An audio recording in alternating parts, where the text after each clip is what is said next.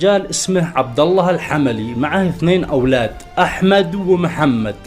كبروا العيال وأصبحوا رجال، وجاء وقت تزويجهم، فجاء هذا عبد الله خطب لمحمد وأحمد من نفس القرية، مخطط يزوج عياله في يوم واحد. فجاء له عندها أخوه قال يا عبد الله أخي، بما أنك بتزوج عيالك الاثنين فما رأيك نضم ولدي معاهم؟ قد ولدي كبير 3 وقد الغرم واحد والخسارة واحدة والفرحة واحدة وكل شيء. فقال عبد الله ما هي مشكلة، أمور طيبة. حددوا يوم واحد يتزوجوا فيه 3، ودفعوا كل ما عليهم من تكاليف، مهر البنات، ذهبهن، ملابسهن، كل شيء. في نفس أسبوع العرس كان فيه مشاحنات بين أبو العريسين، هذا الذي هو عبد الله الحملي، كان فيه مشاحنات بينه وبين أبو عروسة محمد. طيب جاء يوم العرس وانتصبت الخيمة وذبحت الأثوار والأغنام ولبسوا العرسان لبس العرس، الناس حضرت الناس بعد الغداء، أهل القرية كلها من رجال وشباب وأولاد مقيلين في الخيمة، والفنان والأمور الطيبة والعرسان في المرتبة. ساعة 9 الليل والرجال محتفلين، سمعوا الرصاص والألعاب النارية، فعرفوا أن في عروسة وصلت. عروسة من الذي جات؟ عروسة أحمد. أحمد بيقول لأصحابه العرسان أخوه وابن عمه يلا نستأذنكم، أنا بقوم عروستي وصلت، بقوم استأذن من الرجال وادخل عند عروستي. مسكوا قالوا لا والله ما تصير، أنا جنبنا لما يصلين 2 الباقيات. الساعة 10 وصلت عروسة ابن عمهم، قام نفس الكلام أنا بدخل، قالوا والله ما تدخل. المهم أنه ال3 الشباب العرسان اتفقوا أنهم ما يدخلوا إلا لما تصل ثالث عروسة، باقي عروسة محمد ما وصلت. فجأة دخل أبو محمد عبد الله الحملي من باب الخيمة، الخيمة كبيرة والناس كلهم حاضرين ومقيلين، دخل بيصيح يا محمد يا محمد. فالفنان سكت والهدوء عم.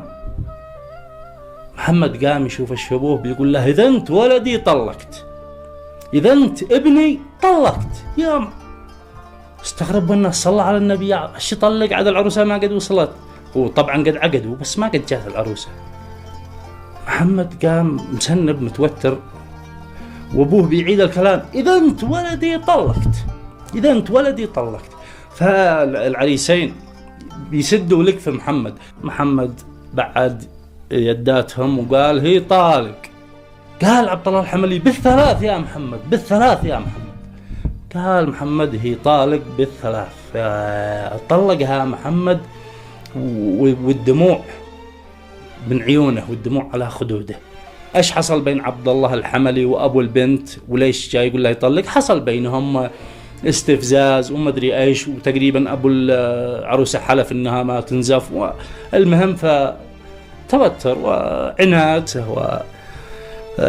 قاموا بعض الناس يقولوا لأحمد وابن عم أحمد الذي قد عروساتهم دخلين، خلاص انتوا قوموا عند عروساتكم واحنا بنحل الموضوع. قاموا قالوا والله العظيم ما ندخل، الله والله العظيم ما ندخل، احنا اتفقنا ما ندخل إلا بعد ما تصل عروسة محمد، فإذا ما جات لمحمد عروسة والله ما ندخل. فوسط التوتر والجدال قام خال محمد من وسط الخيمة يا محمد يا محمد يا بزي، قال والله العظيم ما تمسي الليلة إلا بعروسة. عبد الله الحملي بيس والله العظيم ما تمسي الليلة إلا بعروسة. أنجل قم يا فلان قم اعقد، وسحب شيخ من وسط الخيمة وقارب به إلى منصة العرسان لعند محمد. وصل قال مد يدك يا محمد، مد يده وبيقول للشيخ اعقد أنا زوجت بنتي لمحمد.